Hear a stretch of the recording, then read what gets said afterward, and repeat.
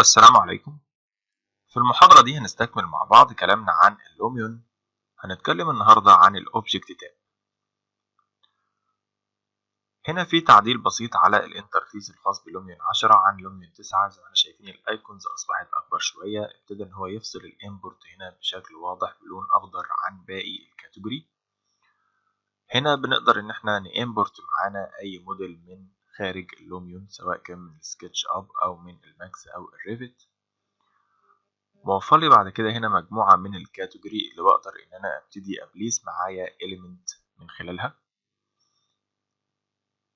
بمجرد ما بتعمل import لنيو موديل من هنا اوتوماتيك بتبتدي ان هي تدخل معاك هنا في الامبورتد موديل حسب الكاتيجوري اللي انت مختاره. هنا هيكون active، بتقدر ان انت بعد كده تقول له بليز وتختار معاك من اللايبراري الخاصة بكل كاتيجوري من الكاتيجوري المتاحة عندنا حاليا الامبورتد كاتيجوري، وهنا بيتخزن فيها المودلز اللي انت بتعملها امبورت من خارج اللوميون. عندنا تاب خاصة بالنيتشر. عندنا هنا الفاين ديتيل نيتشر، ودي طبعا اشجار تفاصيلها اعلى شوية، ابتدى ان هو يضيفها معانا هنا في لوميون 10، ما كانتش موجودة في النسخ اللي قبل كده. عندنا البيبول والانيمالز، كذلك عندنا effects وساوند ويوتيليتيز، وعندنا كذلك لايتس وترانسبورت بيديني بيها انديكيشن بسيارة، او الدور element واندور element بقدر استخدمها. لو جينا مثلا على النيتشر وابتدينا ان احنا نقول له عايزين نبليس معانا النيتشر، اوتوماتيك بيبتدي ان هنا يفتح معانا المكتبة اللي بقدر ان انا اختار من خلالها الموديل اللي انا اقدر اعمل له بليسمنت داخل السين بتاعي. زي ما احنا شايفين هنا في النيتشر جايب معانا هنا اكتر من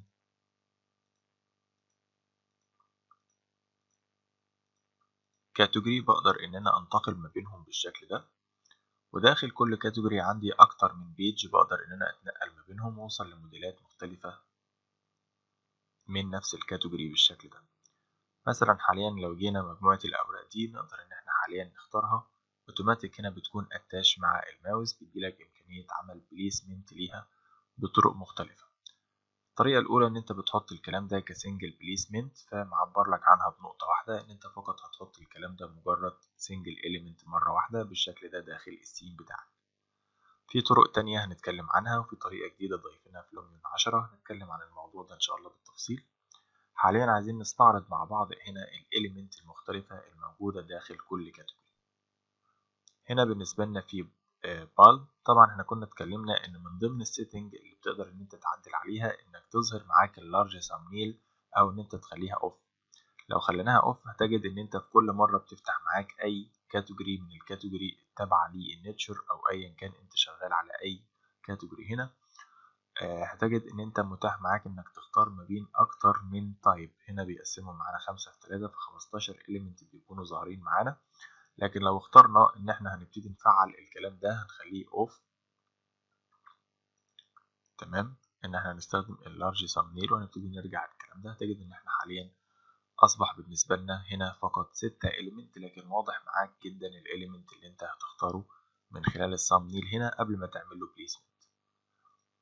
بتقدر ان انت تتنقل ما بين البيجز، ما بين الاليمنت داخل كل بيج، وتبتدي ان انت تعمل لها بليسمنت داخل السين عندك بالشكل ده. بمجرد ما بتنتهي من البليسمنت بتقدر ان انت تبتدي تكليك على السلكشن تول بحيث ان انت تطلع بره مود البليسمنت عشان ما تقدرش ان انت تحط معاك اليمنت تانية. بتبتدي تكليك على السلكت تول.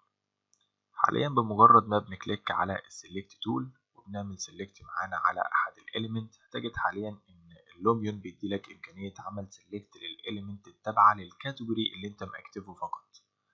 خلينا نيجي هنا على البيبل اند انيمال ونبتدي نقول له عايزين بليسمنت، ونبتدي ان احنا نقول له مثلا نزل لنا الشخص ده بالشكل ده. وهنا مثلا هنبتدي ناخد معانا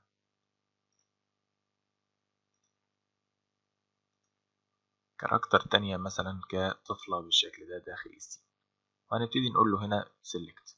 حاليا برضو مش متاح معانا عمل سيلكت الا على الاليمنت التابعة للكاتيجوري الخاصة بالبيبل، في حين ان احنا لو جينا هنا نعمل سيلكت على الكاتيجوري او على الاليمنت التابعة الى النيتشر او الاشجار ما انتش قادر تعمل عليها سيلكت.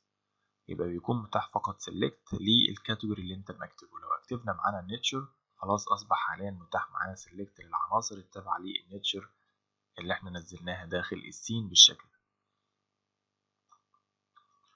التول المختلفة المتاحة معانا، لو احنا جينا مثلا هنا على الشجرة دي بقدر ان انا اعمل ليها سيلكت. التول التانية بقدر ان انا اعمل لها روتيشن، ببتدي ان انا احددها اوتوماتيك بيديني هنا ايكون خاصة بالروتيشن، بقدر ان انا ابتدي اروتيت معايا الاليمنت داخل السين بالشكل ده. متاح معانا ان احنا نعمل سكيل للاليمنت عن طريق ان انا ابتدي اكليك معايا هنا على السكيل تول، واقدر ان انا اسكيل معايا الاليمنت اصغرها او اكبرها داخل السين بتاعي بالشكل ده. متاح معانا ان احنا نبتدي نعمل ديليت للاليمنت لو احنا عايزين، اوتوماتيك بيبتدي هايلايت عليه باللون الاحمر عشان يعرفك ان ده يتم عمل ديليت ليه، وبتقدر ان انت تدلت معاك الاليمنت بالشكل ده. تقدر ترجع هنا اندو للديليت لاخر خطوة انت عملتها. نقدر نعمل سيلكت لاكتر من اليمنت مع بعض عن طريق الكنترول. لو كليكينا هنا على السلكشن تول وابتدينا هنا نقف معانا على الشجرة دي نعمل عليها سيلكت بالشكل ده، متاح معانا ان احنا لو كليكينا كنترول ان احنا نمسك معانا الاليمنت دي كمان، وانا بكليك كنترول ممكن امسك الاليمنت دي كمان بالشكل ده. حاليا انا ماسك 3 اليمنت، بقدر ان انا حاليا اتحكم فيهم كلهم مع بعض. لو استخدمت تول الروتيشن على احد الاليمنت عندي هتجد ان انت بتعمل روتيشن لكل الاليمنت مع بعضها بالشكل ده. تقدر تعمل الروتيشن بشكل مانيوال او ان انت تبتدي تتحرك من خلال قيمة اكزاكت انت عايزها في الاورينتيشن تاب الموجودة هنا. لو انا عايز الغي السلكت بتاعي ممكن اكليك هنا على دي سلكت اول، او ان انا كليك كنترول واكليك في اي مكان فاضي داخل السين، اوتوماتيك هيلغي السلكت داخل الفيو بتاعي بالشكل ده. متاح معاك لو انت عامل سيلكت على element ان انت تبتدي تكليك على الكنترول علشان خاطر تبتدي ان انت تعمل دراج سيلكشن، فتعمل سيلكت على اكتر من element مرة واحدة، ودي الطريقة التانية لعمل سيلكت لاكتر من element. الطريقة الاولى انك تكليك بالكنترول وتفضل تبتدي ان انت تسلك element one by one، او لو انت عايز مفعل معاك هنا الكاتيجوري الخاصة بالنيتشر هكليك معايا على الكنترول تاب وابتدي ان انا اعمل دراج سيلكشن بالشكل ده، اوتوماتيك اي element هيبتدي يلمسه الدراج بتاعي هيبتدي يعمل له سيلكت معايا داخل الفيو بالشكل ده. اقدر اعمل دي سيلكت من هنا، اسيب الاليمنت تاني معايا بالشكل ده. اثناء عمل سيلكت على الاليمنت واختيار تول السيلكت بيظهر معاك هنا امكانية عمل موف للاليمنت اللي انت مختاره. الموف هنا متاح معاك فري موف، تقدر تحرك الاليمنت في اي مكان انت عايزه. متاح معاك تغيير الارتفاع الخاص بالاليمنت بتاعك اب او داون فقط بالشكل ده.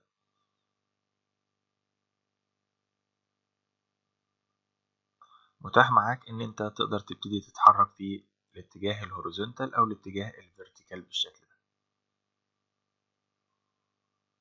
يعني شوية تحس ان هي شبه الفريم تول اللي انت بتتحرك بحرية في اي مكان، لكن هي نازلة اعتبارا ان هي تتحرك دايما على نفس المستوى اللي هي نازلة عليه. بمعنى لو انت عندك يعني مثلا طبيعة كونتور مختلفة هتجد ان الشجرة ما بتحترمش ان هي تطلع معاك على طبيعة الكونتور المختلفة عندك، وهتتحرك في نفس الاتجاه او في نفس المستوى بدون ما تبتدي ان هي تتحرك لاب او داون اثناء تغير الهوست بتاعها او تغير البلين اللي هي عليه.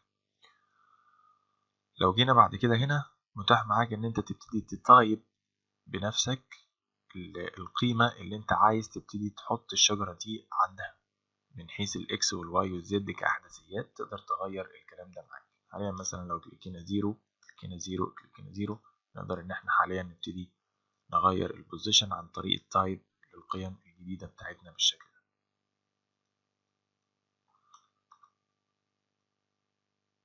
طبعا نقدر نرجع كنترول زد في الخطوات بتاعتنا عن طريق هنا الاندو موف. نقدر نتنقل ما بين كل الاوبشنز المتاحة هنا لعمل موف للإليمنت بتاعتي او سكيل او روتيشن. كذلك متاح عمل سيلكت اول، وده ساعتها بعمل سيلكت على كل الكاتيجوري مرة واحدة. لو قلنا له من هنا سيلكت اول كاتيجوري اوتوماتيك بيبتدي يعمل سيلكت على كل الكاتيجوري الموجودة داخل السين.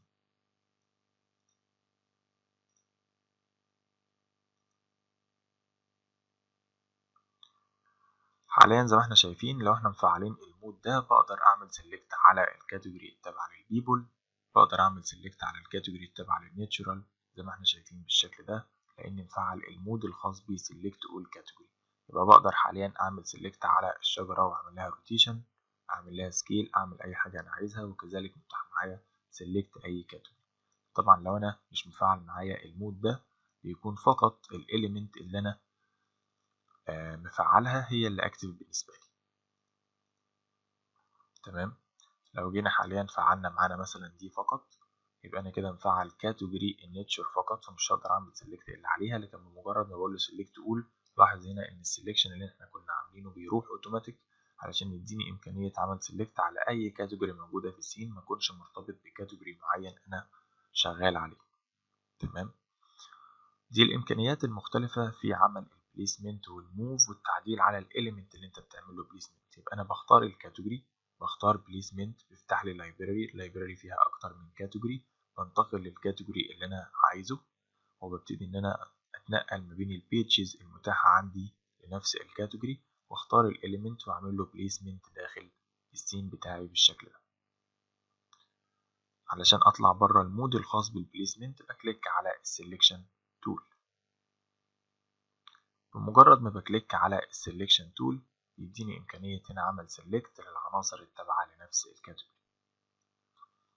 عندي layers بقدر إن أنا أحط الإيليمنت عليها. الجديد في لوميون 10 إن أنت لما بتعمل سيلكت على الإيليمنت بتاعك داخل السين بيديك هنا إمكانية إن أنت تبتدي تعدل اللاير التابعة ليها الإيليمنت عن طريق هنا الأوبشنز اللي بتظهر معاك بمجرد عمل سيلكت. يديلك هنا thumbnail عن الإيليمنت، يديلك إمكانية إن أنت تبتدي تنقل معاك الاليمنت على اللاير اللي انت عايزها. مش شرط ان انت تنقلها من فوق من هنا، ممكن تنقل الكلام ده من هنا. متاح ليك ان انت تعمل سيلكت على كل العناصر الموجوده داخل اللاير دي. فحاليا لو قلت له اعمل لي سيلكت على كل العناصر الموجوده في لاير 1، لان كل العناصر اللي نزلناها باي ديفولت بتنزل في لاير 1، بيقول لي هنا ان هم 6 اليمنت. ممكن طبعا نلغي السيلكت عن طريق الدي سيلكت اول. لو عملنا سيلكت على الاليمنت ده متاح معانا كذلك ان احنا نقدر نأديت على الكالر الخاصة بيها، نقدر نشغل اللايت بما ان هي تابعة للترانسبورت، اقدر ان انا ابين معايا السواق او لا عن طريق اون او اوف للشو درايفر. حاليا زي ما احنا شايفين موجود معانا اون، لكن نقدر نخليها اوف بالشكل ده. نقدر نبتدي ان احنا نشغل النور الخاص بيها. لو عندي هنا اجزاء خاصة بالإضاءة اللي ممكن تبتدي تنور معايا زي هنا كده، متاح معانا ان انا ابتدي افعل معايا اللايت اون او اوف للعناصر بتاعتي. زي ما احنا شايفين هنا اللون بتاعنا طبعا بتغير، ده انديكيشن عن ان في عندي هنا لايت هيبتدي يطلع معايا من هنا. متاح معاك التعديل هنا على الكالرز. لما بنعدل على الكالر بيكون في امكانية ان انت تبتدي تعدل على كالر جزء معين من الموديل بتاعك حسب تقدر تقول حسب عدد النقاط اللي هو بيديها لك داخل الموديل نفسه. حاليا زي ما احنا شايفين كل المتاح بالنسبة لنا هنا أثناء التعديل هي نقطة واحدة. ممكن يكون هو عطيك أكتر من نقطة في أكتر من بوزيشن للتعديل على أكتر من ماتيريال داخل نفس البلوك بتاعك. دي بتختلف من كاتيجوري لكاتيجوري ومن إيليمنت لإيليمنت داخل اللايبراري بتاعتك في أي أوبشن من الأوبشنز المتاحة.